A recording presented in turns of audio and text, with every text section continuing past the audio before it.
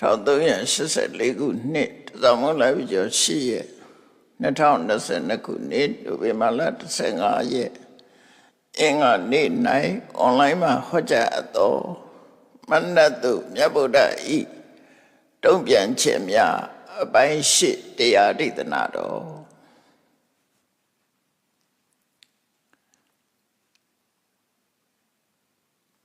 19သို့မြောက်ဖြစ်တဲ့ကတ္တကတုတ်မာရတန်ယုတ်မှာမှတ်တမ်းတင်ထားတဲ့သုတ်ပေါင်း25သုတ်မှာ19နံပါတ်ကတ္တကတုတ်ကတ္တကဆိုတာလေသမားလို့အဓိပ္ပာယ်ရထွန်းရဲစိုက်ပျိုးပြီးတော့အသက်မွေးတဲ့ပုဂ္ဂိုလ်ကတ္တကလေသမား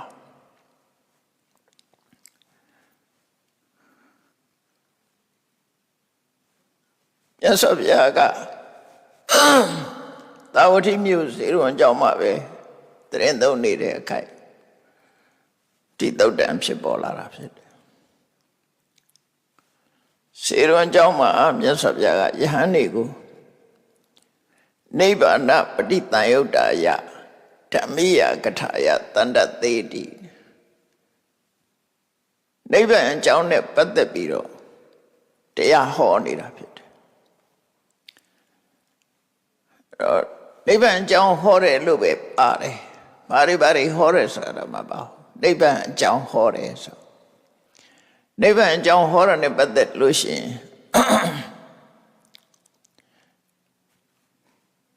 ရင်ဣတိယပါဠိတော်တို့ဥဒ္ဒံပါဠိတော်တို့မှာနိဗ္ဗာန်ပฏิတန်ယုတ်တကထာဆိုတဲ့သုတ်တိရှိနိဗ္ဗာန်အကြောင်းဟောတယ်မမိသလောက်ပြောရမယ်ဆိုလို့ရှိရင်နိဗ္ဗာန်ဆိုတာဓာတ်ကြီး၄ပါးမရှိဘူးအာယတနာမရှိဘူးဓာတ်တိမရှိဘူးခန္ဓာမရှိဘူးဆိုတဲ့အဓိပ္ပာယ်မျိုးဟောတာမြတ်စွာဘုရားပြီးတော့နိဗ္ဗာန်ဆိုတာဖြစ်ပေါ်လာခြင်းလည်းမရှိဘူးထင်ရှားပေါ်လာခြင်းလည်းမရှိဘူးအသတံအဖုတံဆိုတဲ့စကားလုံးတွေသုံးပြီးတော့နိဗ္ဗာန်ဆိုတာခန္ဓာဖြစ်လာတာမရှိဘူးလို့ဆိုအဲ့တော့အဲ့ဒါတွေကိုခြုံငုံပြောမယ်ဆိုလို့ရှိရင်တော့တန်တရားနဲ့နိဗ္ဗာန်ကိုနားလည်ဖို့ခြုံငုံအချင်းဆုံးပြောရမယ်ဆိုရင်တန်တရားကခန္ဓာရှိတယ်နိဗ္ဗာန်မှာခန္ဓာမရှိဘူးလူပဲနတ်ပဲတိရစ္ဆာန်ပဲတတဝါပဲလို့ခေါ်နေတာခန္ဓာရှိမှခေါ်လို့ရခန္ဓာဖြစ်မှခေါ်လို့ရတာခန္ဓာအပြင်ဘာရှိသေးလဲဆိုဘာမှမရှိဘူးခန္ဓာ၅ပါးဆိုတာဘုရားဘာသာရေးအလုံးသိနေကြတာရှုံးနဲ့ပတ်သက်တာရူပခန္ဓာစိတ်ခံစားချက်နဲ့ပတ်သက်တာဝိရဏခန္ဓာ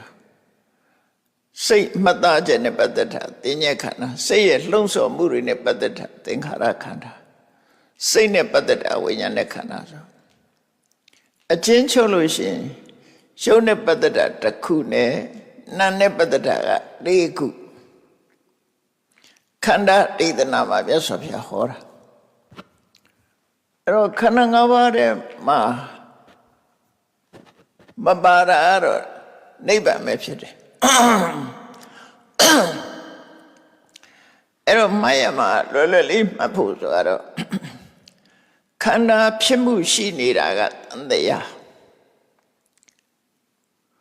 ရှုပ်ဖြစ်စေနာဖြစ်စေပေါ့ခန္ဓာဖြစ်တယ်ခန္ဓာရှိနေရင်တန်တရားခန္ဓာမရှိဘူးဆိုလို့ရှိရင်ခန္ဓာမဖြစ်ဘူးဆိုတာနိဗ္ဗာန်ပဲ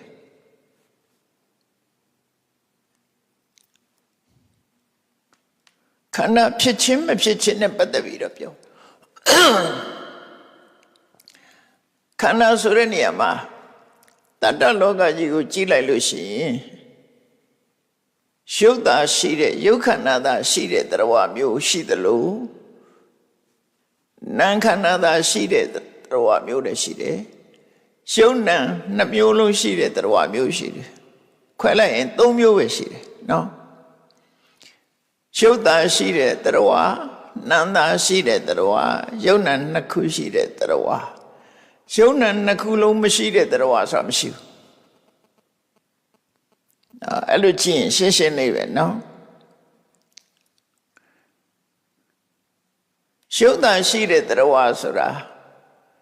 အတိညတပုံကအတိညတပြမကြီးတဲ့ရုပ်တာရှိတယ်နာမရှိဘူးသူတို့ကြတော့အရူပ၄ပုံကပြမကြီးတွေကြတော့နာနာရှိတဲ့ရုပ်မရှိဘူး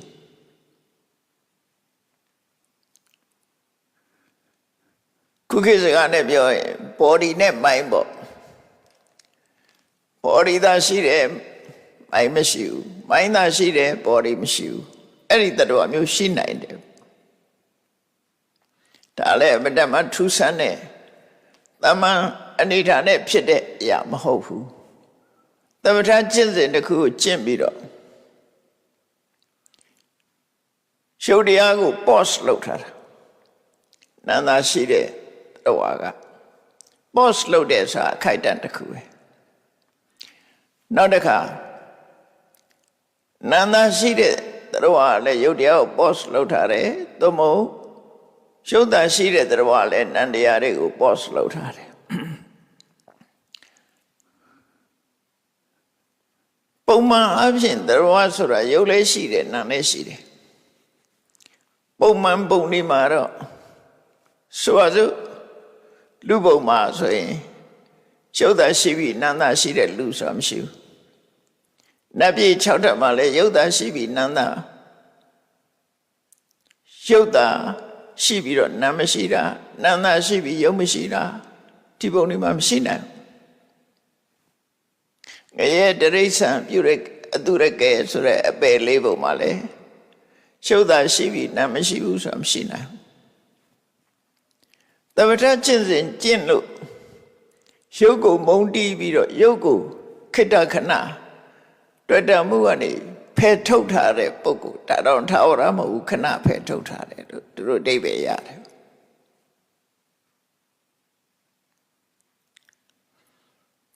မြတ်စွာဘုရား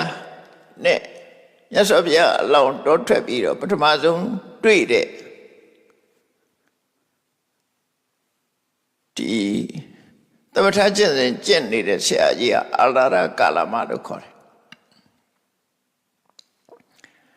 အဲ့ဒီဆရာကြီးကအခုပဲရောက်နေတော့ဆိုတော့သူကျင့်စဉ်ရသူကရုပ်ကိုမုံတီးပြီးတော့ကျင့်တာဖြစ်လို့နံသက်သက်နဲ့အရူပပုံမှာဖြစ်နေတယ်သူကအချိန်တန်လို့ရှိရင်လေသူ့ရဲ့ life span ရသူဟာတန်တရားထဲမှာပြန်ရောက်လာအောင်မှာပဲ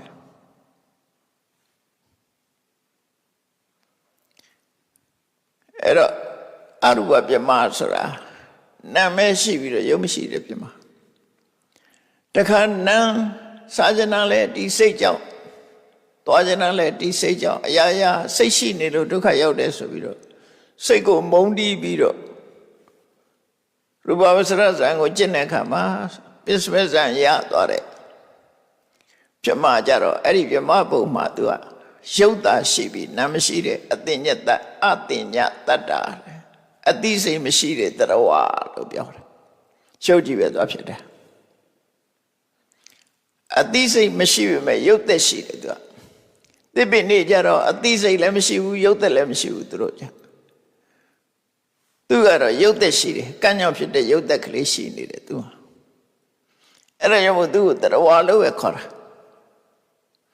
တရဝမဟုတ်ဘူးလို့ထင်မှဆိုလို့အတိညတတ္တတတ္တဆိုတဲ့စကားလုံးကိုထည့်သုံးတာအဲ့တော့အဲ့ဒါတွေကသမထကျင့်စဉ်ရဲ့စွမ်းအားနဲ့ဖြစ်တာပုံမှန်ဖြစ်တဲ့ဟာမဟုတ်ဘူးပုံမှန်အားဖြင့်လို့ရှိရင်တော့ပိစောကာရ26ဘုံလို့ခေါ်ကြတဲ့အထင်ပဲပင်စဝောကာရဆိုတာပင်စဆိုတာငါဝောကာရဆိုတာခန္ဓာ၅ပါးရှိတဲ့ဘုံက26ဘုံရှိတယ်30ဘုံနဲ့မှာဧကဝောကာရယုတ်ခန္ဓာတစ်ခုသာရှိတဲ့ဘုံကတစ်ပုံပဲရှိတယ်စတုဝောကာရနံခန္ဓာ၄ပါးရှိတဲ့ဘုံကအရူပ၄ဘုံအဲ့ဒါတွေပေါင်းပြီးတော့သုဒ္ဓဝတ္တဟိုဒီ30ဘုံလို့ခေါ်နေတာအဲ့ အဲ့တော့လောကမှာတတ္တလောကကြီးကိုကြည့်လိုက်လို့ရှိရင်အဲ့30ပုံနဲ့ကြည့်မယ်ခန္ဓာနဲ့ပြောမယ်ဆိုလို့ရှိရင်ရှုခန္ဓာတစ်မျိုးတည်းသာရှိတဲ့တရဝါနာမ်ခန္ဓာတစ်မျိုးတည်းသာရှိတဲ့တရဝါရှုရောနာမ်ရော2မျိုးရှိတဲ့တရဝါလို့3မျိုးခွဲလို့ရတယ်ပေါ့နော်ခန္ဓာနဲ့ပြောရင်ခန္ဓာတစ်ပါးသာရှိတဲ့တရဝါနဲ့ခန္ဓာ4ပါးရှိတဲ့တရဝါခန္ဓာ5ပါးရှိတဲ့တရဝါလို့အဲ့တော့ဆိုလိုတာကတန်တရားထဲမှာရှိတဲ့ပုဂ္ဂိုလ်တိုင်းပုဂ္ဂိုလ်တိုင်းဟာခန္ဓာဖြစ်နေတယ်ခန္ဓာဖြစ်လို့တန်တရားထဲမှာရှိတယ်အဲ့နိဗ္ဗာန်ဆိုတာခန္ဓာလုံးဝမဖြစ်တော့တာခန္ဓာ5ပါးဆိုတဲ့ဟာလောကမှာရှိနိုင်တဲ့သဘာဝတရားအလုံးကိုဒီထဲမှာပါတယ်ခန္ဓာ5ပါးထဲမှာအကုန်ပါသွားတယ်ခန္ဓာ5ပါးရဲ့အပြင်အလွတ်ဆိုတာမရှိဘူးအလွတ်ဆိုတာမရှိဘူးအဲ့တော့ခန္ဓာ5ပါးရဲ့မပါဝင်တာကိုနိဗ္ဗာန်လို့ခေါ်တာပဲအဲ့တော့အကျဉ်းချုပ်မှတ်ရမှာကခန္ဓာဖြစ်နေရင်တန်တရားခန္ဓာမဖြစ်တော့ဘူးဆိုရင်နိဗ္ဗာန်ဒါဗုဒ္ဓဘာသာဝင်နေလူချင်းတဲ့နိဗ္ဗာန်ဆိုတာအဲ့ဒါပဲတခါတခါမြတ်စွာဘုရားကပထဝီဓာတ်လည်းမရှိဘူးအာဘောဓာတ်လည်းမရှိဘူးတေဇောဓာတ်လည်းမရှိဘူးအဲ့ဓာတ်ကြီးလေးပါလုံးဝမရှိဘူးနန္တရားတွေလည်းမရှိဘူးအဲ့ဒါကိုနိဗ္ဗာန်လို့ခေါ်တယ်လို့တချို့သုတ္တမလို့ခေါ်တယ်အဲ့တော့နိဗ္ဗာန်မှာခန္ဓာလုံးဝမဖြစ်တဲ့ဘာကြောင့်မဖြစ်တာတော့ဆိုခန္ဓာဖြစ်ဖို့ရအကြောင်းတရားရှိတယ်အဲ့ဒီအကြောင်းတရားကဘာလို့ဆိုရင်ကံနဲ့ကိလေသာကံဆိုတာဘုန်းကြီးတို့တွေနေ့စဉ်လှုပ်ရှားမှုတွေဖြစ်ပေါ်နေတယ်စိတ်ကူးတယ်ပြောဆိုတယ်ပြုလုပ်တယ်ဆိုတဲ့ကာယကံဝစီကံမနောကံဖြစ်နေအဲ့ဒီစိတ်ကူးမှုပြောဆိုမှုလှုပ်ရှားမှုတွေရဲ့လှုပ်ရှားမှုတွေဖြစ်ပေါ်လာအောင်တွန်းအားပေးနေတာကိလေသာအဲ့ဒီကိလေသာကလှုပ်ဆော်ပြီးတော့လောဘနဲ့တွေးတယ်လောဘနဲ့ပြောတယ်လောဘနဲ့လုပ်တယ်ဒေါသနဲ့တွေးတယ်ဒေါသနဲ့ပြောတယ်ဒေါသနဲ့လုပ်တယ်ကံကို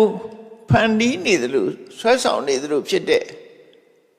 တနည်းအားဖြင့်သူတို့ဟာရဲ့ကံရဲ့အစိတ်ပိုင်းပါပဲလောဘဒေါသမောဟအလောဘအဒေါသအမောဟဆိုတာတကယ်တော့ကံရဲ့အစိတ်ပိုင်းတွေအဲ့မှာလောဘဒေါသမောဟကိုဒါကိလေသာလို့ခေါ်လိုက်တာပဲအကုသိုလ်ပိုင်းကကိလေသာလို့ခေါ်တာအဲ့ဒီကိလေသာလှုပ်ဆောင်မှုကြောင့်အကုသိုလ်ကံတွေဖြစ်တယ်ကုသိုလ်ကံတွေဖြစ်တယ်အဲ့မှာကုသိုလ်ကိုအကြောင်းပြုပြီးတော့လဲအကုသိုလ်ဖြစ်တယ်အကုသိုလ်ကိုအကြောင်းပြုပြီးတော့လဲကုသိုလ်ကိုဖြစ်တယ်ကုသိုလ်ကိုအကြောင်းပြုပြီးတော့လဲကုသိုလ်ဖြစ်တယ်အကုသိုလ်ကိုအကြောင်းပြုပြီးတော့လဲအကုသိုလ်ဖြစ်တယ်ရှုပ်ထွေးပွေလိမ့်နေအောင်ဖြစ်နေတာတော့ကိလေသာကိုအခြေခံပြီးတော့ဒီကံတရားတွေကဖြစ်နေတာအဲ့ဒါကြောင့်မို့ကိလေသာတွေရှိနေသမျှကာလပတ်လုံးကံတွေဖြစ်နေမှာပဲဒါကိုမြတ်စွာဘုရားကပရိစ္ဆေသမုပ္ပါဒ်မှာအဝိဇ္ဇာပစ္စယသင်္ခါရလို့ပြောဟောတာအဝိဇ္ဇာပစ္စယဆိုတာအမှန်မသိတာအဝိဇ္ဇာအဲ့ဒါကိလေသာပဲမောဟပဲအမှန်မသိတဲ့မောဟကိုအကြောင်းပြုပြီးတော့မသိလို့လုံးမိလို့ရလုံးတယ်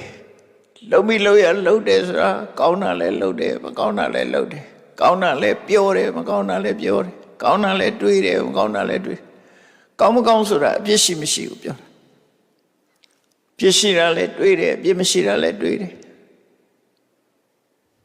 ပြစ်မရှိတာလည်းပြစ်ရှိတာလည်းပြောတယ်ပြစ်မရှိတာလည်းပြောတယ်အပြစ်ရှိတာလည်းလှုပ်တယ်အပြစ်မရှိတာလည်းအဲ့ဒီလှုပ်ခြင်းမှန်သမျှသင်္ခါရအမှန်မသိလို့ရှိရင်အဲ့ဒီလုံးမှုဆိုတဲ့ကံတွေဖြစ်နေတယ်အဲ့တော့ပြောလိုက်ပဲဆိုရင်အဝိဇ္ဇာကကိလေသာသင်္ခါရကကံအဲ့ဒီကိလေသာနဲ့ကံနှစ်ခုပေါင်းထုတ်ပြီးတော့ပေါင်းစပ်ပြီးတော့သင်္ခါရပစ္စယဝိညာဏလို့ဟောတာ အဲ့ဒါဘဝအစပဲပရိသေရိစိတ်ကိရိတာနဲ့ကံတို့ရဲ့အကျိုးဆက်ကိုဝိညာဏလို့ခေါ်တာ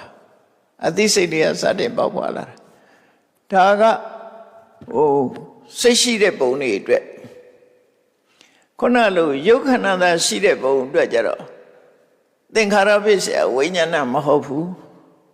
သင်္ခါရပစ္စယနာမံလို့ပဲပြောရူပံလို့ပဲပြောရအတညတပုံကြတော့နာမရှိဘူးလေရုပ်ပဲဖြစ်တာပဲအဲ့တော့ကံကထုတ်လို့တာရုပ်ပဲထုတ်တယ်နာမထုတ်တော့အခုဝိညာဏလို့ပြောတာဟာ generally speaking ပေါ့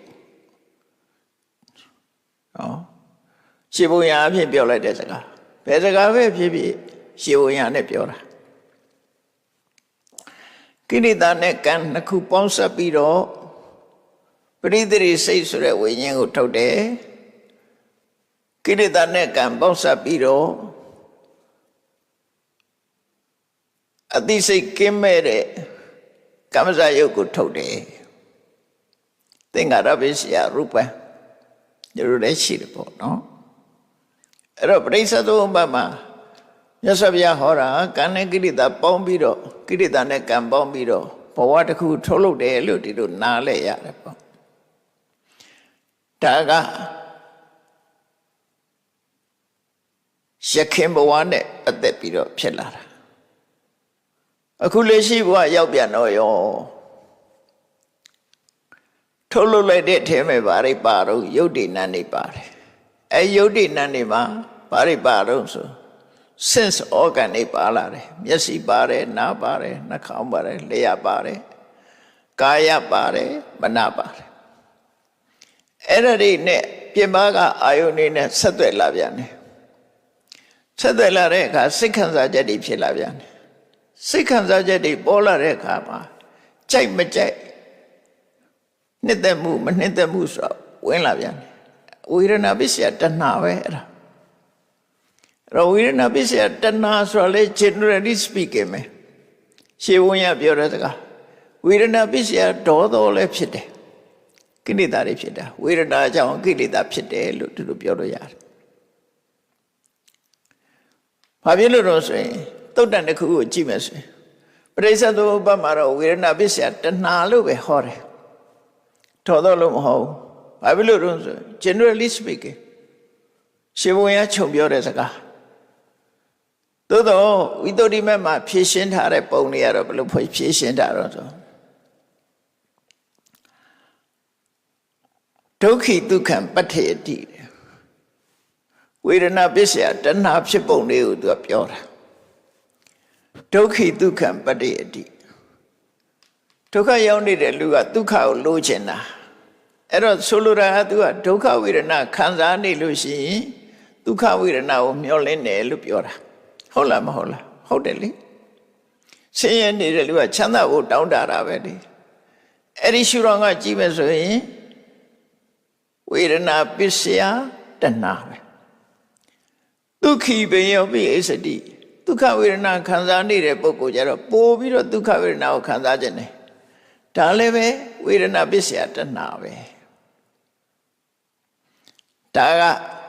ဒီရှုတော်တစ်ခုကဖြေထားတဲ့စကားဘေးရပဲဖြစ်သူရှုတော်နဲ့ပဲသူမှားရမယ်ဝေဒနာနဲ့ပတ်သက်ပြီးမြတ်စွာဘုရားဟောတာတဲ့ဆဆက်ကသုတ်တို့တခြားသုတ်တန်တွေမှာဝေဒနာတန်ရုပ်တို့ကြတော့ဘယ်လိုဟောတော့ဆိုရင်ဒုက္ခယဝေဒနာယရာဂနုတယောနုသေတိတဲ့ဒုက္ခဝေဒနာဖြစ်ပြီးဆိုလို့ရှိရင်လူတွေရဲ့တဏ္ဍာမှာရာဂနုတယကိန်းတယ်လို့ခေါ်ထားတာဟုတ်တယ်လေလူတိုင်းကချမ်းသာကိုကြိုက်တာကိုကြိုက်တယ်ဆိုတဲ့တဏှာဟာဒုက္ခဖြစ်တိုင်းဒီတဏှာလေးကပေါ်လာတယ်ဒါဒုက္ခယဝေဒနာယရာဂနုတယောနုသေတိတဏှာကိန်းတယ်လို့ပြောတာအဲ့ဒါကိုကြည့်မယ်ဆိုရင်ဝေဒနာပစ္စယတဏှာဆိုရင်ဒုက္ခဝေဒနာပစ္စယတဏှာဒုက္ခဝေဒနာအကြောင်းပြုပြီးတော့တဏှာလို့ဒီလိုယူရမှာနောက်တစ်ခါဒုက္ခယဝေဒနာယပဋိက္ခနုတယောနုသေတိတဲ့လူတွေကဒုက္ခဖြစ်လာလို့ရှိရင်ဆန့်ကျင်တဲ့စိတ်ပေါ်တယ်လေ ဆင်းရဲတဲ့ဟာဆိုရင်လူတိုင်းအံကြိတ်တယ်မကြိုက်ဘူးဒုက္ခဆိုရင်ဒုက္ခခံရရင်ညည်းတာပဲလေညည်းတယ်ဆိုတော့ဒေါသဖြစ်တာပဲလေဒုက္ခဖြစ်ရင်ဒေါသဖြစ်တယ်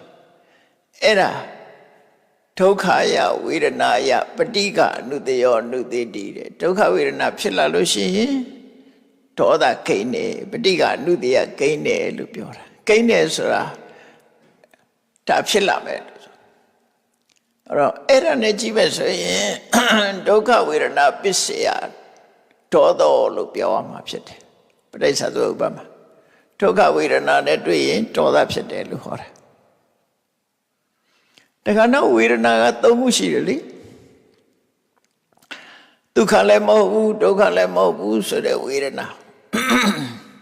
အဲ့ဒီဝေဒနာကိုအဒုက္ခမဒုက္ခဝေဒနာလို့ခေါ်တယ်ဥပိ္ပခဝေဒနာလို့လည်းခေါ်တယ်ဒုက္ခလည်းမထင်ရှားဘူးဒုက္ခလည်းမထင်ရှားဘူးဒါလူတွေဟာတမန်အဖြစ်တော့ဖြတ်ကျော်တယ်ချမ်းသာတယ်လည်းမဆိုဘူးဆင်းရဲတယ်လို့လည်းမဆိုဘူးဈာလေးမှရှိနေအဲ့ဒါကြတော့သိပြီးတော့လူတွေကအတိမတ်မပြုဘူးအတိမတ်ပြုတာဒုက္ခနဲ့ဒုက္ခပဲအတိမတ်ပြုတယ်လေတိတိကြီးခံစားရတာတမန်နေထားဆိုမသိလိုက်ကြဘူးအဲ့ဒါကြတော့ဘာဖြစ်တော့ဆိုအဒုက္ခမဒုက္ခယဝေဒနာယအဝိဇ္ဇအနုတယောအနုသေတိတဲ့အဒုက္ခမဒုက္ခဆိုတဲ့ဥပိ္ပခဝေဒနာဖြစ်လို့ရှိရင်မသိလိုက်တဲ့အဝိဇ္ဇအနုတယကိန်းတယ်လို့ပြောတာအဲ့ဒီသဘောအရဆိုရင်ဝေဒနာပစ္စယမောဟလို့ပြောလို့ရတယ်ဒါပရိစ္ဆေသမုပ္ပါမှာနော်အဲ့တော့မြတ်စွာဘုရားဟောတဲ့တရားတွေကတစ်ခုနဲ့တစ်ခုဆန့်ကျင်နေတာလားဆိုတော့မဟုတ်ဘူး generally speaking ဟောတာအဲ့တော့ပရိစ္ဆေသမုပ္ပါမှာရှုထောင့်တစ်ခုကဟောတယ်ဝေဒနာတန်ရုံမှာတော့ရှုထောင့်တစ်ခုကဟောတယ်လူတဘာဝနဲ့အကုန်လုံးဟာကိုက်ညီတာအကြည့်ပဲအကုန်လုံးငင်းချက်ထုတ်တာမဟုတ်ဘူးဝေဒနာပစ္စယတဏှာဆိုတာရှုထောင့်တစ်ခုနဲ့ပြောတာအဖြစ်များတာကိုပြောတာတခါတလေရေပုံရနဲ့ပြောရတာလေရှေးပုံရနဲ့ပြောတယ်ဆိုအဲ့ဒါကို generally speaking လို့ပြောတာရှေးပုံရပြောရတာအတိအကျသိချာဆိုတဲ့အခါကျတော့အခုတန်ရုပ်ပါဠိတော်မှာလာတဲ့အတိုင်းဒုက္ခဝေဒနာဖြစ်ရင်ရာဂဖြစ်တယ်ဒုက္ခဝေဒနာဖြစ်ရင်ဒေါသဖြစ်တယ်အဒုက္ခမဒုက္ခဝေဒနာဖြစ်ရင်အဝိဇ္ဇာဖြစ်တယ်ဒီလိုဆိုလို့ရတယ်ပေါ့နော်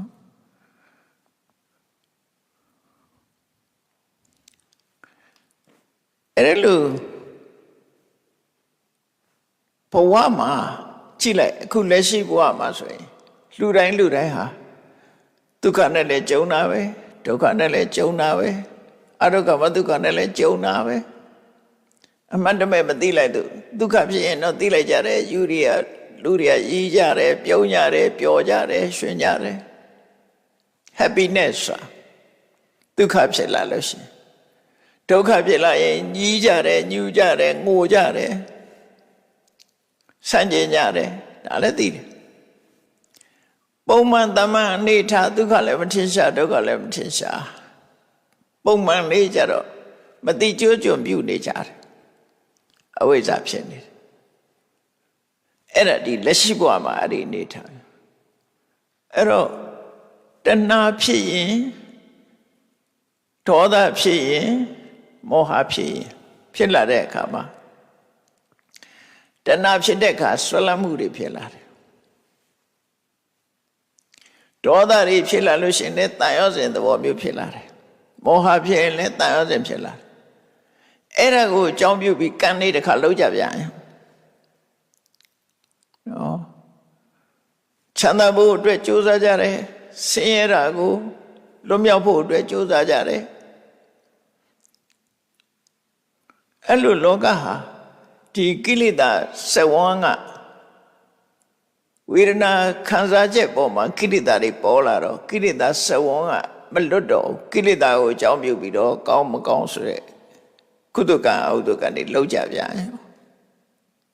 လောက်ကြပြန်တော့ဘဝတစ်ခုရပြန်ရော အဲ့ဒီလိုနဲ့စင်စမပြတ်ဖြစ်နေတာနော်ဥပါရဏပစ္စယဘဝပစ္စယဇာတိဟောဘဝတစ်ခုမှသွားပွေးပြန်တယ်အဲ့လိုပဲဖြစ်တယ်အဲ့တော့အဲ့ဒီလိုမွေးနေတာဟာဘယ်သူကြောင့်လဲလို့ဆိုရင်ကိရိတာနဲ့ကံကြောင့်ဖြစ်နေတာဒါဖြင့်ကိရိတာနဲ့ကံဘယ်သူကိုဖယ်ရမှာတော့ဆိုအထီးကကိရိတာကိုဖယ်ရမှာကိလေသာတွေဖယ်လိုက်လို့ရှိရင်ကံတွေကအလုံးမဖြစ်တော့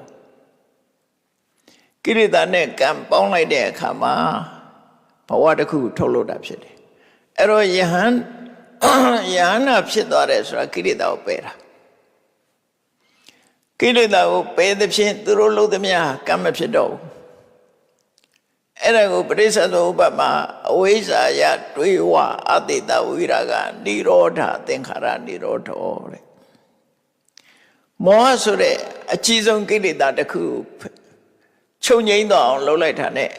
သင်္ခါရဆိုတဲ့ကံนี่ချုပ်ငြိမ်းသွားတယ်လို့ဆိုအဲ့တော့ကိလေသာချုပ်ရင်ကံချုပ်တယ်လို့ပြောတာ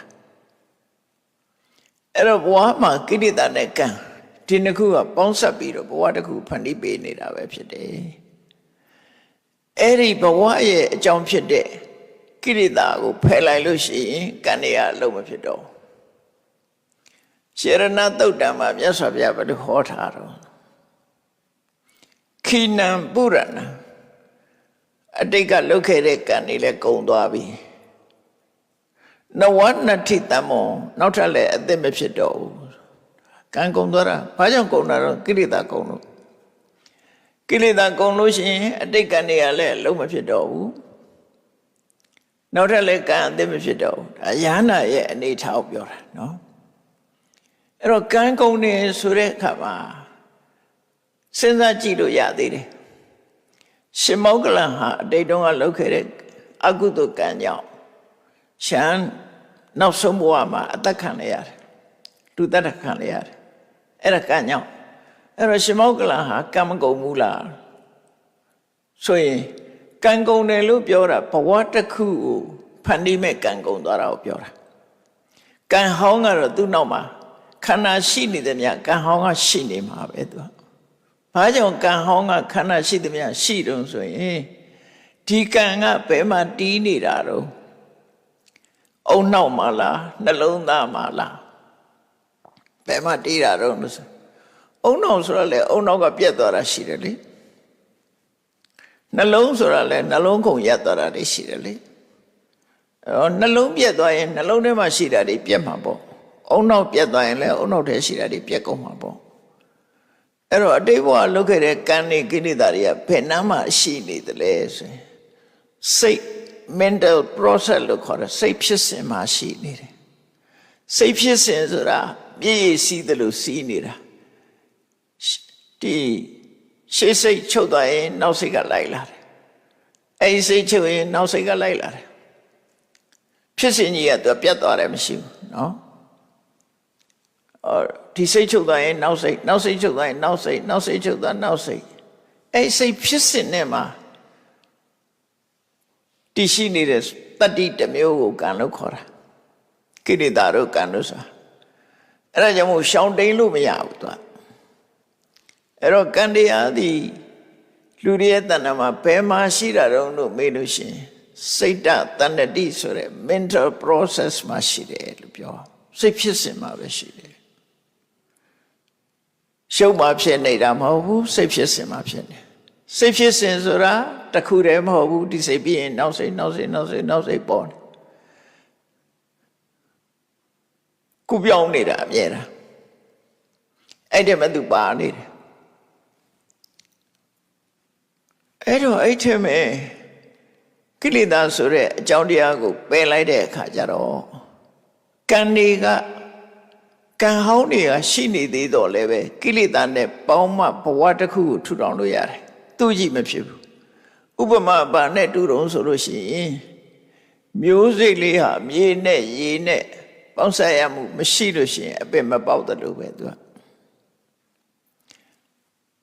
အကြောင်းဆိုတာနှစ်ခုရှိတယ် producing cause စနကအကြောင်း supporting cause ဥပထမကအကြောင်းဖြစ်စေတဲ့အကြောင်းနဲ့ထောက်ပံ့တဲ့အကြောင်းနှစ်ခုရှိတယ်သူအဲ့ဒီထက်မဲ့မျိုးစေ့ကအပင်ကိုပေါက်စေတာဖြစ်လို့သူက producing cause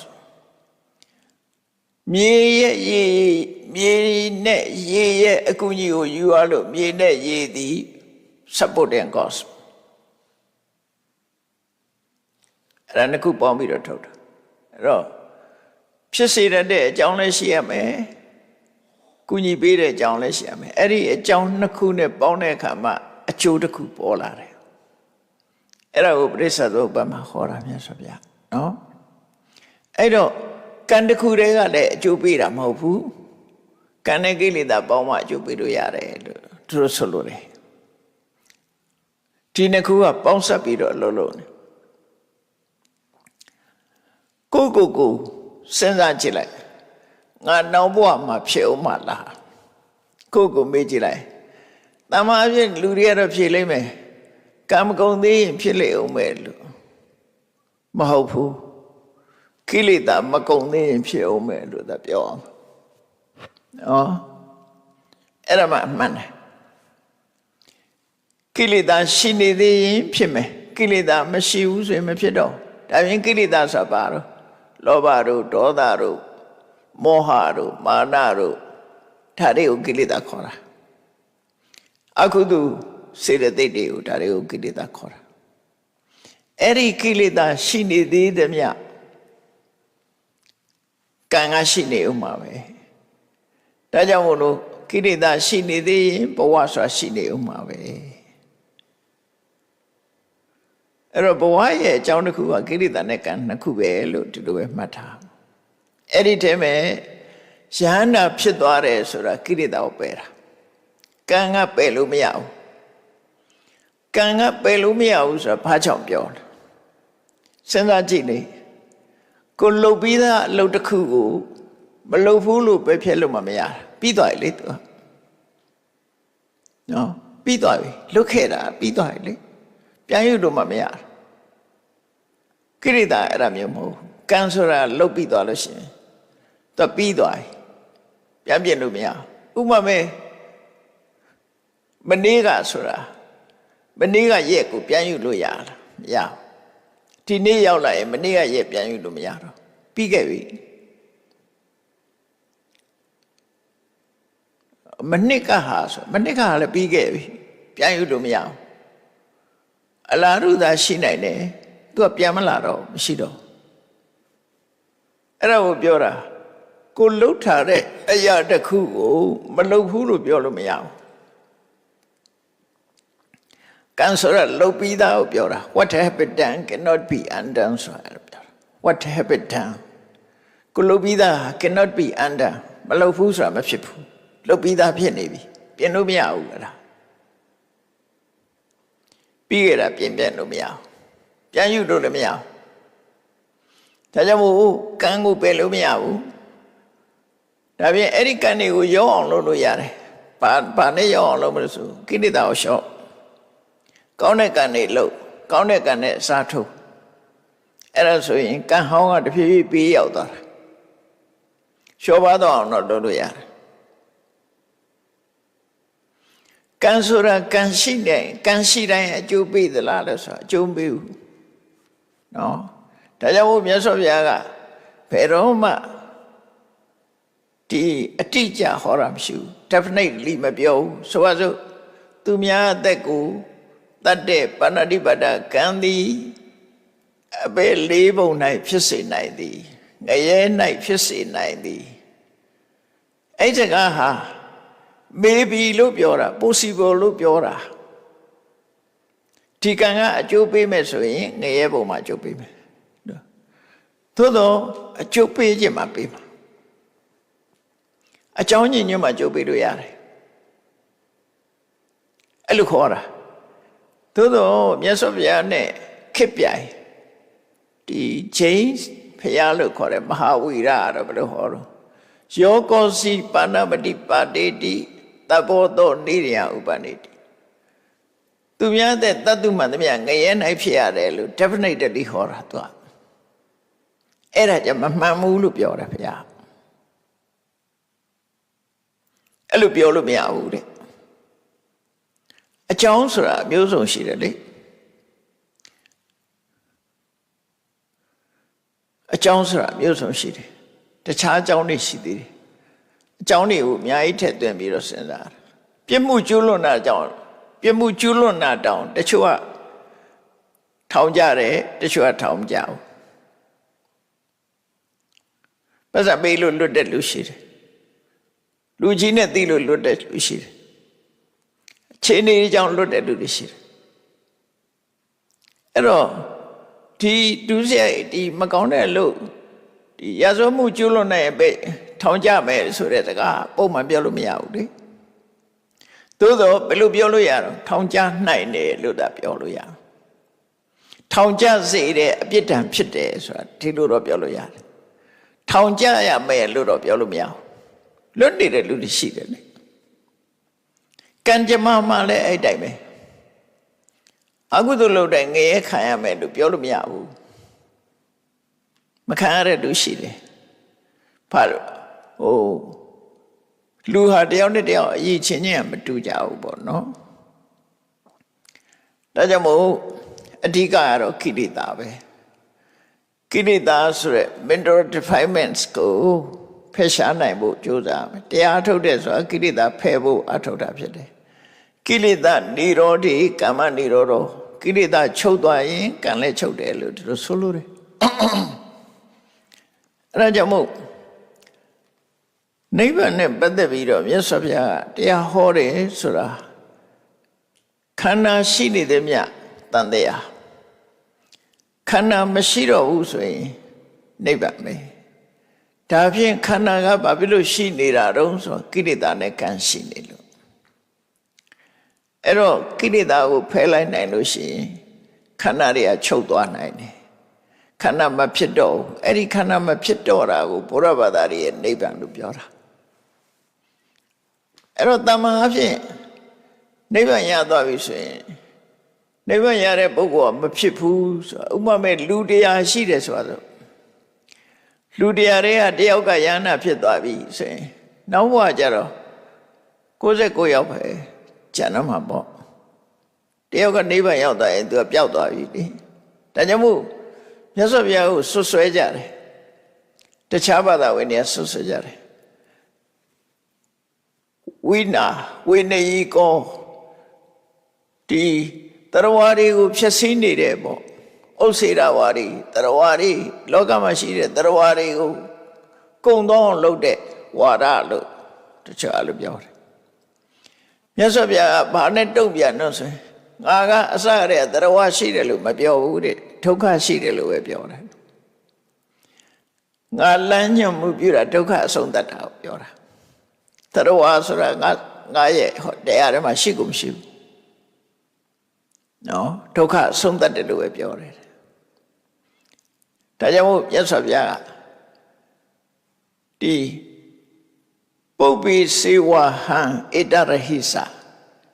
ဒုက္ခင်စေဝပညာပေမိဒုက္ခသစ္စာនិရောဓံဒုက္ခရဲ့ဒုက္ခချုပ်ရရဲ့ဒီနှစ်ခုပဲငါဟောတယ်တဲ့အဲ့တော့ဘာပြောရဆိုခန္ဓာဖြစ်နေရင်ဒုက္ခခန္ဓာမဖြစ်ရင်ဒုက္ခនិရောဓပဲခုနပြောတဲ့ခန္ဓာဖြစ်နေသမျှတန်တရားခန္ဓာမဖြစ်ရင်နိဗ္ဗာန်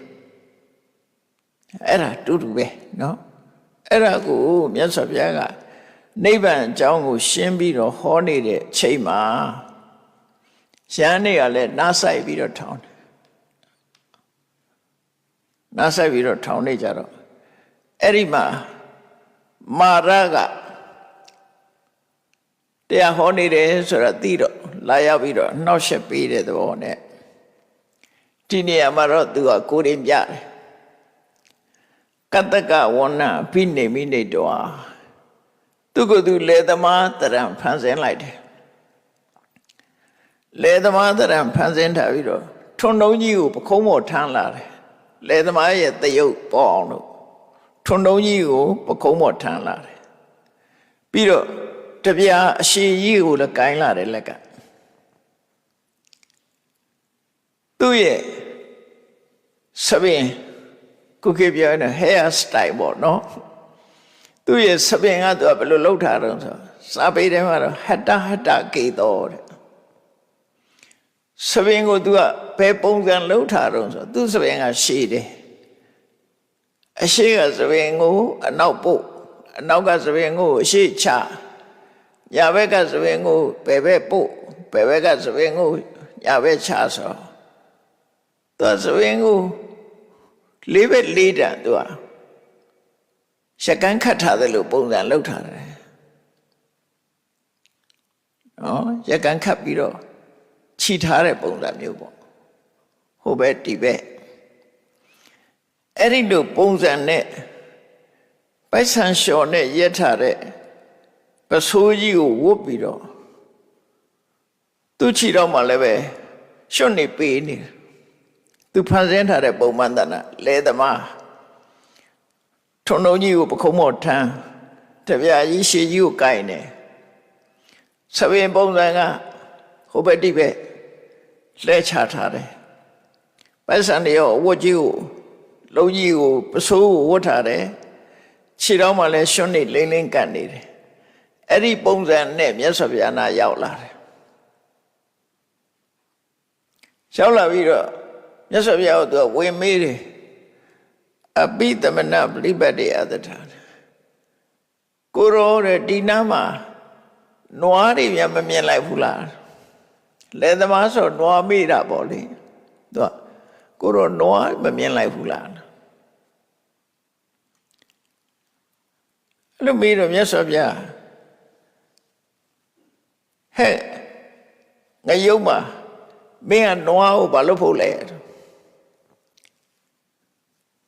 နွားကိုမင်းဘာလို့ဖို့လဲမနက်ကိုမြတ်စွာဘုရားပါပိမမကောင်းတဲ့လှုပ်တဲ့ကောင်းလို့ဆိုတဲ့အနေနဲ့သုံးလိုက်တာမင်းကနွားတွေကိုဘာလို့ဖို့လဲဆိုအဲ့လိုမြတ်စွာဘုရားကပြောလိုက်တာမနှမှန်းသိပြီးတော့ပြောလိုက်တာသူကလည်းသမားရအောင်ဆောင်းလာပြီးတော့နွားမေးတာအဲ့ဒီမှာလေသမားရအောင်ဆောင်းလာတဲ့မနက်ကမြတ်စွာဘုရားကိုပါပြောတော့ဆိုမမေဝသမဏစက္ခုမမရူပမမစက္ခုတမ္ပတ္တဝိညာယတနာကုဟိမေသမဏခန္ဓဝမောက္ခတိသူပြောချင်တာကမျက်စိကိုသူပိုင်တယ်အစင်အာယုန်တွေကိုလည်းသူပိုင်တယ်မျက်စိနဲ့အစင်နှစ်ခုစုံတာကိုစုံတဲ့ကမြင်သိစိတ်ပေါ်လာတယ်အဲ့ဒီမြင်သိစိတ်ကိုလည်းသူပိုင်တယ်ပေါင်းစပ်လာတဲ့မြင်သိစိတ်နဲ့ဟောကိုလည်းသူပိုင်တယ်ဆိုလိုတာကသူကကိုရောမှာမျက်စိရှိနေသမျှမျက်စိတဲ့အစင်အာယုန်ထင်းနေသမျှမြင်သိစိတ်ရှိနေသမျှကိုရောငါလက်ကမလုပ်ဘူးလို့ပြောတယ်ဒါရီယကိလေသာကိုဖြစ်ပွားစေတဲ့အရာတွေကြီးပဲလေနော်လူတွေရဲ့တဏ္ဍာမှာရှိနေတဲ့ယုတ်တရားတွေကို तू ပိုင်နေ तू ချုပ်ကိုင်နိုင်တယ်ပေါ့အဲ့ဒါတွေရှိတဲ့မြတ်ကိုတော့သူ့လက်ကမလုပ်ဘူးထို့တူပဲနာရှိတယ်အတန်ရှိတယ်အတန်ကိုသိတဲ့ဇာတိစိတ်ရှိတယ်အဲ့ဒါတွေရှိနေသမျှကိုတော့သူ့လက်ကမလုပ်ဘူးတဲ့ငါလက်ကမလုပ်ဘူးတဲ့နှာခေါင်းရှိတယ်အနံ့ရှိတယ်အနန္တိရစိတ်ရှိတယ်အဲ့ဒါရှိနေတယ်ဗျာကိုရောသူ့လက်ကမလွတ်ဘူးငါလက်ကမလွတ်ဘူးကိုယ်ကာယရှိတယ်အထီးတွေ့အာယုံရှိတယ်အဲ့ဒါနှစ်ခုစုံသည့်အတွက်ကြောင့်ထိတိစိတ်ရှိတယ်အဲ့ဒါရှိနေတယ်ဗျာကိုရောသူ့လက်ကမလွတ်ဘူးစိတ်ရှိတယ်စိတ်ထဲမှာပေါ်လာတဲ့အာယုန်တွေရှိတယ်အာယုန်တွေကိုသိတဲ့စိတ်ရှိတယ်အဲ့ဒါတွေရှိနေတယ်ဗျာကိုရောသူ့လက်ကမလွတ်ဘူးလို့ဆိုလိုတာကတော့ဒါပြောလိုက်တာကတော့ခန္ဓာရှိနေသမျှသူ့လက်ထဲမှာခန္ဓာရှိရင်တန်တရားရှိတာကိုတန်တရားရှိရင်သူချုပ်ကန်လို့ရတယ်ဒီအိဗယ်ကိုပြောတာအာယတနာနဲ့အခုကပြောထားတာဒီနေရာမှာစဉ်းစားကြည့်ရင်လူတွေကမြင်တယ်ဆိုတဲ့နေရာမှာလူတွေကဘာပြောငါမြင်တယ်လို့ပြောတာအဲ့ဒီပဲဘသူကိုငါလို့ပြောတာတော့ကြည့်လိုက်ပဲဆိုရင်မြင်တယ်လို့ဆိုတဲ့နေရာမှာတခုတည်းမဟုတ်ဘူးမျက်စိနဲ့အစင်အာယုံစုံတယ်မြင်သိစိတ်ပေါ်တယ် အဲ့တော့မြင်သိစိတ်ဆိုတာဆုံးမပေါ်တာဘာနဲ့တူတော့ဆိုလို့ရှိရင်ဒီစောင်းဆိုတာလက်နဲ့ထိပြီးတီးမှအတန်ထွက်တာလေစီဆိုတာလည်းတီးမှအတန်ထွက်တာလေအဲ့ဒါလိုပဲမျက်စိနဲ့အစင်ဆုံးလိုက်တဲ့အခါကျတော့မြင်သိစိတ်လေးပေါ်လာတာအဲ့ဒီသုံးခုဖြစ်တာကိုပဲလူတွေကငါမျက်နဲ့လို့ပြောတာအဲ့ဒါပဲငါဆိုတာဘာလို့ပြောတာတော့မျက်စိကိုပြောတာလားအစင်ကိုပြောတာလားမြင်သိစိတ်ကိုပြောတာလားသူကနဲ့သူပဲငါလို့ပြောတဲ့တခုမှမရှိဘူးသူ့နာမည်နဲ့သူရှိပြီးသားပဲသဘာဝတရားတသက်များတာဖြစ်တယ်အဲ့ဒီမှာသူကပြောချင်တာရုပ်တည်နာနေရှိသမျှခန္ဓာရှိနေသမျှကိုတော့သူ့လက်ကမလွတ်ပါဘူးလို့ပြောတာရှောင်းတိန်ထွက်ချင်လို့မရဘူးသူ့လက်ကမလွတ်ဘူးလို့ပြောတော့မြတ်စွာဘုရားဘာတုံ့ပြန်တော့ဆိုရင်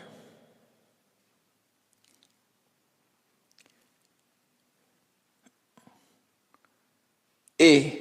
မျက်စိကလည်းမင်းဟာပဲအစင်းကလည်းပဲမင်းဟာပဲမျက်စိကိုလည်းချုပ်ကင်နိုင်တယ်အစင်းကိုလည်းချုပ်ကင်နိုင်တယ်မြင်သိစိတ်ကိုလည်းချုပ်ကင်နိုင်တယ်နော်ဒါပေမဲ့လို့မျက်စိရှိမြင်စရာအာယုရှိတယ်မြင်သိစိတ်ရှိတယ်ဆိုရင်ဟုတ်ပြီအဲ့ဒါမင်းနဲ့ပိုင်တယ်ဒါပေမဲ့လို့မျက်စိလည်းမရှိဘူးအစင်းအာယုလည်းမရှိဘူးမြင်သိစိတ်လည်းမရှိဘူးမဖြစ်တော့ဘူးဆိုလို့ရှိရင်မင်းပါသွားချုပ်ကင်ခုနလိုပြောတာခန္ဓာရှိနေရင်မနက်ကချုပ်ကင်လို့ရတယ်ခန္ဓာမရှိတဲ့နိဗ္ဗာန်ဆိုသူပါသွားချုပ်ကင်ဒီလိုဆိုလိုတယ်ပေါ့နော်မျက်စိနာနာလျာကာယမနာဆိုတာမရှိဘူးအဲ့ဒီ sense organ တွေမှာလာပြီးတော့ထိတဲ့အစင်းအတန်နာရတာအထိတွေ့ကြံတွေ့အာယုဆိုတာတွေမရှိဘူးမရှိရင်မြင်သိစိတ်ကြားသိစိတ်နာသိစိတ်လျက်သိစိတ်ထိသိစိတ်ကြံသိစိတ်ဆိုတာဒါတွေလည်းမရှိတော့အဲ့ဒါတွေမရှိရင်မင်းပါသွားချုပ်ကြိုင်တယ်နိဗ္ဗာန်မှာအဲ့ဒါတွေလုံးဝမရှိတော့ဘူးနော်အာဂတိတဝတထပပိမာမင်းလုံနိုင်တာကတန်တရားတွေကခန္ဓာ၅ပါးရှိတုံးသာမင်းလုံလို့ရမယ်ခန္ဓာ၅ပါးမရှိရင်မင်းဘာမှလုပ်လို့မရဘူးနိဗ္ဗာန်ကိုမင်းဘာမှလုပ်လို့မရဘူးလို့မြတ်စွာဘုရားတုံ့ပြန်လိုက်တာဒီမှာလည်းပဲနိဗ္ဗာန်သဘောပေါ်သွားတယ်ပေါ့နော်နိဗ္ဗာန်သဘောပေါ်တယ်ဘုန်းကြီးတို့တွေမှာကြည့်လိုက်ပေါ့မြင်နေစေတဲ့နေရာမှာ၃ခုကြားရဲဆိုတဲ့နေရာမှာ၃ခုအနမ်းရရင်လည်း၃ခုအရသာတွေ့တယ်ဆိုရင်လည်း၃ခုအထီးတွေ့ဆိုရင်လည်း၃ခုပဲဒီတရား၃ခုဖြစ်နေတာပဲနော်အဲ့ဒါတွေတခုမှမရှိတော့ဘူးဆိုရင်ပတ်သွားခိုင်းမှာနော်မျက်စိနာနာလျာကာယမနမရှိဘူးမျက်စိနာနာလျာကာယမရှိသည့်အတွက်ကြောင့်မျက်စိမှာလာထင်ရတဲ့အစင်းနားမှာလာကြားတဲ့အသံဆိုတာတွေလည်းမရှိဘူးစိတ်လည်းမရှိဘူးဆိုရင်အဲ့ဒီနေရာမှာမင်းပါသွားလို့မလဲပါသွားချုပ်ကိုင်းနေမလဲလို့ပြောတော့မနတ်ကြီးကမလျှော့ဘူးသူကဗာပြန်ပြောတော့ဆိုရှံဝရန္တိမမယိတန္တိရှေဝရန္တိမမန္တိစဣထစေတေမနောအဋ္ဌိနမေတဝနာမောက္ခတိလူတွေကပြောကြတယ်ငါဟာလို့ပြောကြတယ်ငါလို့ပြောကြတယ်ငါဟာနဲ့ငါနော်ငါဟာနဲ့ငါဆိုတာမပြတ်သေးသမျှသူ့လက်ကမလွတ်ပါဘူးဟုတ်တယ်တမန်ပုဂ္ဂိုလ်တွေကတော့ငါလည်းရှိတယ်ငါဟာလည်းရှိတယ်အဲ့ဒီလိုငါနဲ့ငါဟာသဘာဝတရားကိုငါနဲ့ငါဟာဆိုတဲ့အတွေးတွေရှိနေသေးသမျှကာလပတ်လုံးသူ့လက်ကမလွတ်ဘူးလို့ပြောတော့မြတ်စွာဘုရားဘာတုံ့ပြန်လို့ဆိုတော့ရှံဝတ္တန္တိနတ္တမရှံအေးပစ္စည်းဥစ္စာကိုလူတွေကငါဟာလို့ပြောကြတယ်အဲ့ဒီငါပိုင်နာဆိုမရှိဘူးအာမရှေဝရန္တိနတ္တေဟံသူတို့ပြောနေကြတဲ့ငါဆိုတာလည်းမရှိဘူးငါမရှိရင်ငါဟာလည်းမရှိဘူးဘာသာရှိတယ်ဆိုရင်သဘာဝတရားတက်ပဲရှိတယ်လေ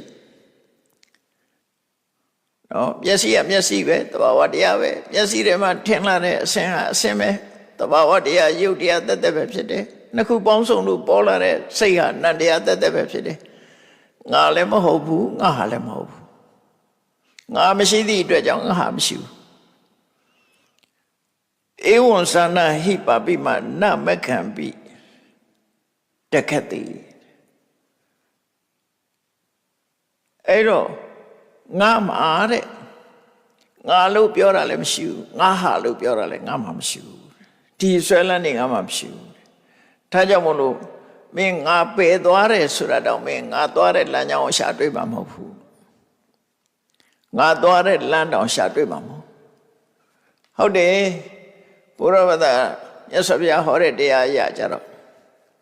ရဟန္တာပုဂ္ဂိုလ်တစ်ပါးသုတိစိတ်ကြပြိဋိဘံစံသွားပြီဆိုရင်31ပုံနဲ့မှလိုက်ရှာကြည့်ဘယ်နေရာမှပေါ်မလာတော့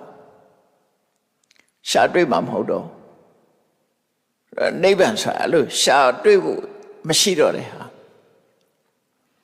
အဲ့တော့ဘာနဲ့ဥပမာတူတော့ဆိုရင်ကိုရှိမှထွန်းထားတဲ့ဖျောင်းနိုင်မီးလေးဖျောင်းနိုင်မီးလေးမီးတောက်ကလေးရှိတယ်အဲ့ဒီမီးတောက်လေးကိုညှိမ့်လိုက်တယ်ညှိမ့်လိုက်တဲ့အခါလိုက်ပြီးတော့သေးသေးချာချာကြည့်မီးတောက်လေးငြိမ့်သွားပြီအဲ့ဒီငြိမ့်သွားတဲ့မီးတောက်လေးဟာဘယ်ရောက်သွားလဲရှာ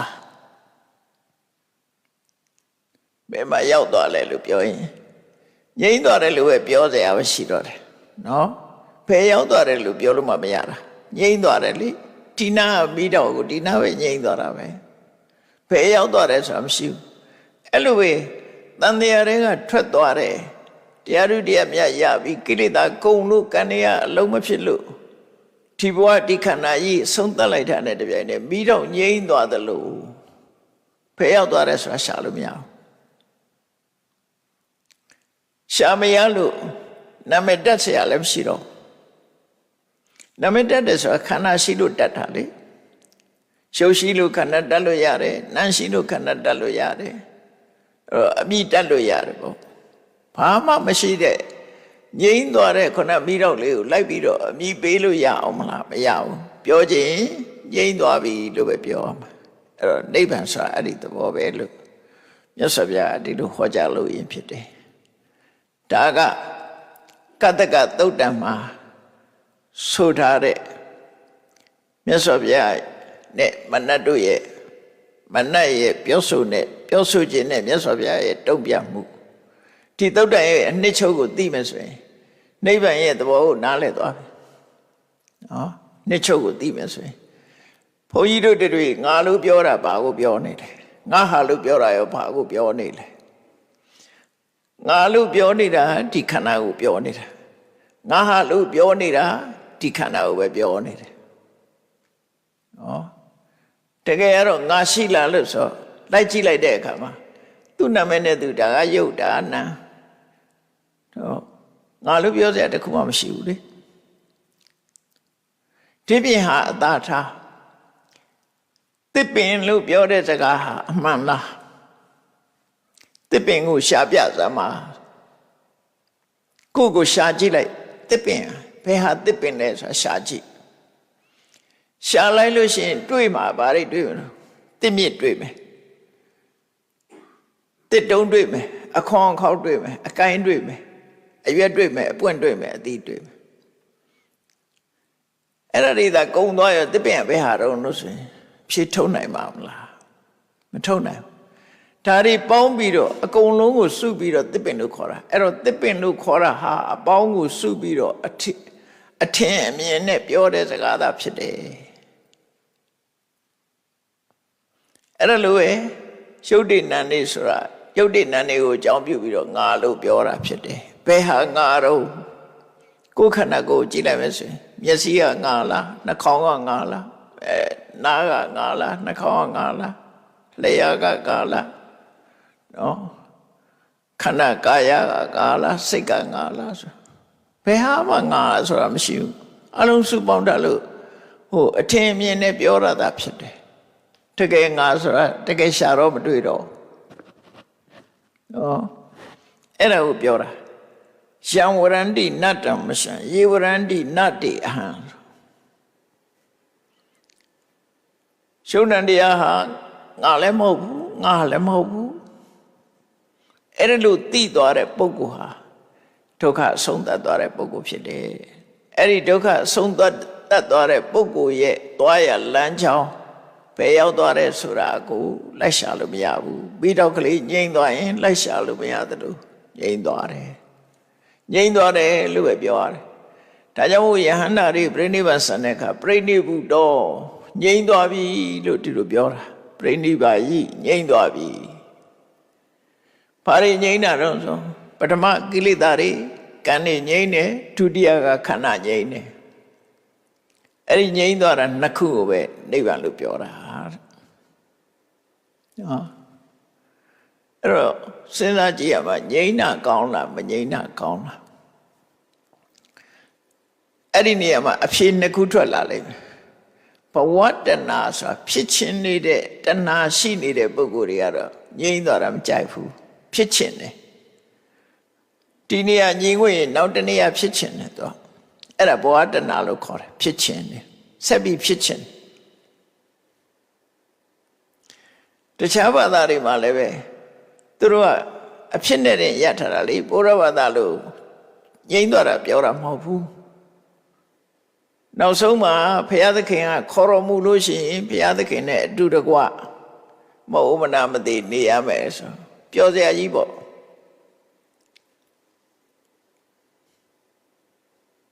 သူနေရမယ်ပဲတွေ့တာလေဘုရားသခင်နဲ့အတူကောင်းကင်ဘုံမှာအဲ့ဒါတတ္တဝါဒလို့ခေါ်တယ်ထာဝရရှိနေတာကိုကြိုက်နေတယ်အဲ့ဒါကိုဘဝတဏှာလို့ပြောတာအဲ့တော့ဝိဘဝတဏှာဆိုတာမဖြစ်တော့တာကိုလိုချင်တာမဖြစ်တော့တာလို့ဆိုတဲ့နေရာမှာဒီတရားကျင့်ပြီးတော့နိဗ္ဗာန်လိုချင်တာကိုတော့ဘဝတဏှာဝိဘဝတဏှာလို့မခေါ်ဘူးသူကဝိဘဝတဏှာဆိုတာမဖြစ်တာကိုပဲကြိုက်တဲ့ပုဂ္ဂိုလ်ကဝိဘဝတဏှာတရားဓမ္မကျင့်ကြံကြုတ်ကိုအထုတ်လို့အကြောင်းတွေငြိမ်းသွားလို့အကျိုးမလာတော့တာတဏှာရဲ့အာယုံမဖြစ်ဘူးအဲ့ဒါကြတော့တဏှာရဲ့အာယုံမဖြစ်လို့အကြောင်းကုန်လို့အကျိုးငြိမ်းသွားတာတွေကဒါနိဗ္ဗာန်လို့ခေါ်တယ်အဲ့တော့ရှိနေခြင်းနဲ့မရှိနေခြင်းပါကွာလဲဆိုဘုရားရဲ့တရားတော်ဆုံးမရလို့ရှိနေသမျှကာလပတ်လုံးဖြစ်နေသမျှကာလပတ်လုံးသိရမယ်သိခြင်းမှပဲဆုံးတတ်မယ်မဖြစ်တော့မှသိခြင်းရမယ်ဖြစ်တာရှိရင်သိခြင်းမှပဲမွေးရင်သိမှာပဲနော်အဲ့ဒါလို့ဆိုတော့သေတာကိုမကြိုက်ရင်မဖြစ်တာကိုကြိုက်ရမှာသူတို့ဆိုလို့လေပေါ့နော်အဲ့တော့ဖြစ်တာကိုကြိုက်နေသေးသမျှသိခြင်းကိုကြိုက်နေတယ်ဆိုတဲ့အဓိပ္ပာယ်ရတယ်အဲ့လိုဆိုလို့လေပေါ့နော်ဒါကြောင့်မို့ဒီအားကတမန်စဉ်းစားလို့ကတော့တမန်ပုဂ္ဂိုလ်တွေအနေနဲ့ကတော့ဘဝကိုငြိမ်းသွားတာကိုကြိုက်မှာမဟုတ်ဘူးဖြစ်ချင်နေတဲ့တဏှာရှိသည့်အတွက်ကြောင့်မကြိုက်ဘူးသို့တော့ဒုက္ခတွေကြုံတွေ့လာပြီဆိုတဲ့အခါကြလို့ရှိရင်တော့မဖြစ်တာကိုကြိုက်လာပြန်တယ်လူရဲ့သဘောနော်ဝတ္တဟင်းတွေကြီးစားပြန်တော့ချမောက်ဟင်းလေးစားကျင်လာတယ်ဒါလူသဘာဝပဲ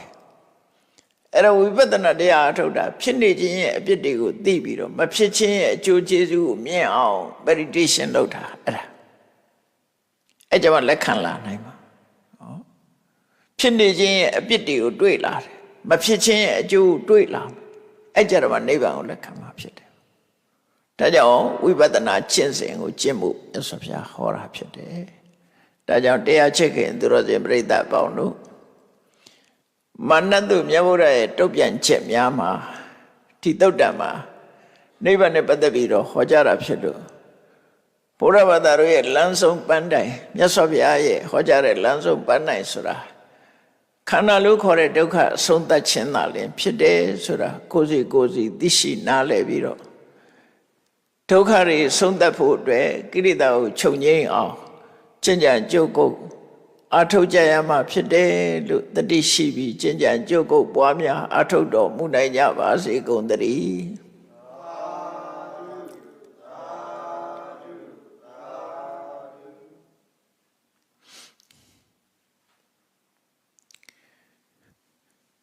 ရှေ့ဆက်ချရအောင်အရှင်ဖယားဖယားတပည့်တော်တို့သည်ဓမ္မအတိညာရရှိမှသာလျှင်နိဗ္ဗာန်ချမ်းသာကိုမျက်မှောက်ပြုနိုင်ပါသောကြောင့်ဓမ္မအတိညာရရှိစေရန်ရှိတန်ကြလျက်ဓမ္မသဘင်ဆင်ကျင်ပါပြုလို့ကြ၍အမတဒါနဓမ္မဒါနတရားအလှတော်ကိုပေးလူကြပါကုန်၏တရားတော်မြတ်ကိုယုတိလေးမြတ်စွာမမတ်သားသာအာယုန်ထားလျက်နာကြားကြပါကုန်၏တရားတော်မြတ်ကိုတတ္တဗဝုထု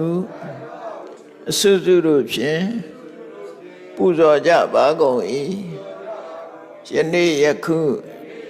အထောက်ပြုလုပ်ကြရသောဤကောင်းမှုသည်